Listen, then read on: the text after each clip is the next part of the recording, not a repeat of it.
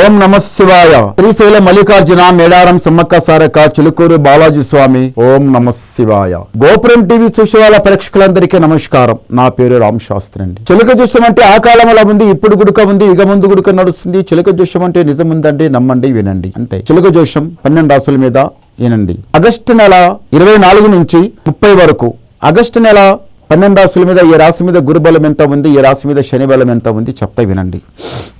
తే చిలకమ్మ మొట్టమొదటి రాశి మేషరాశి. తే చిలుక మేషరాశి వాళ్ళ జ్యోతిష్, మేషరాశి వాళ్ళ భవిష్యవాణి, మేషరాశి వాళ్ళ గణితవాణి.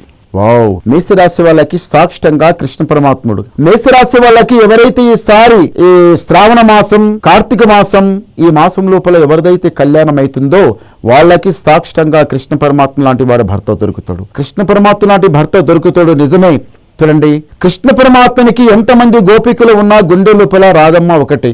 చూడండి, ఎంతమంది ఏమున్నా కానీ మీకైతే చాలా ప్రేమగా చూసుకుంటాడు. మీకే ప్రేమగా కాదండి, మీరు కూడా చాలా ప్రేమగా చూసుకుంటారు. భర్తకి, కట్టుకున్న భర్తకి చాలా ప్రేమగా చూసుకుంటారు. ఎలా చూసుకోవాలో అలాగే చూసుకుంటారు. రెండోది, అత్తమామల సేవ చేస్తారు. ఇంట్లో ఉన్న వాళ్ళు చిన్న పెద్దలు కూడా సేవ చేస్తారు.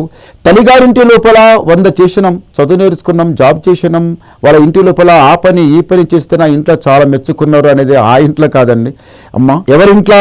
అత్తగారింటి లోపల, ఆ ఇంటి లోపల పేరు సంపాదించుకొని మా కోడలు చాలా మంచి అమ్మాయి, అమ్మాయికి చేసుకొచ్చినప్పటి నుంచి నాకు చాలా ఆనందమయ్యామని వాళ్ళు చాలా మీకు పొగుడుకుంటే అది మంచి పేరు. ఈ రాశి వాళ్ళకు, మేష రాశి వాళ్ళ దగ్గర ఏముందంటే మాత్రం గుణం, తెలివి, చాలా ఘనం. ఉన్న మాట ఉన్నట్టే చెప్పడం, ఏ మాట ఉన్నా సూటికి మాట్లాడడం, కప్పటం పెట్టుకోకుండా ఉన్న మాట ఉన్నట్టే చెప్పడం, జ్ఞానం, తెలివి చాలా బాగుంది.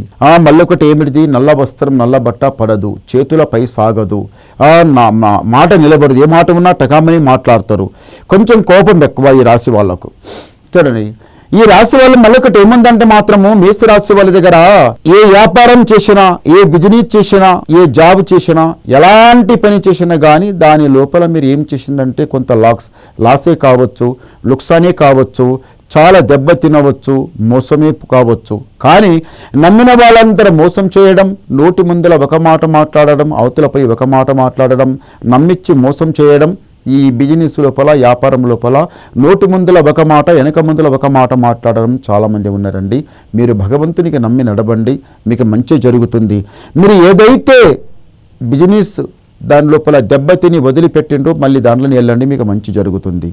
ఈ రాశి వల్ల మరొకటి ఏముందంటే మాత్రం స్నేహము, దోస్తి పరదు, ఎవరి మధ్యన జమానత కావద్దు, మంచిది కాదు, ఇచ్చింది తొందరగా తిరిగి రాదు.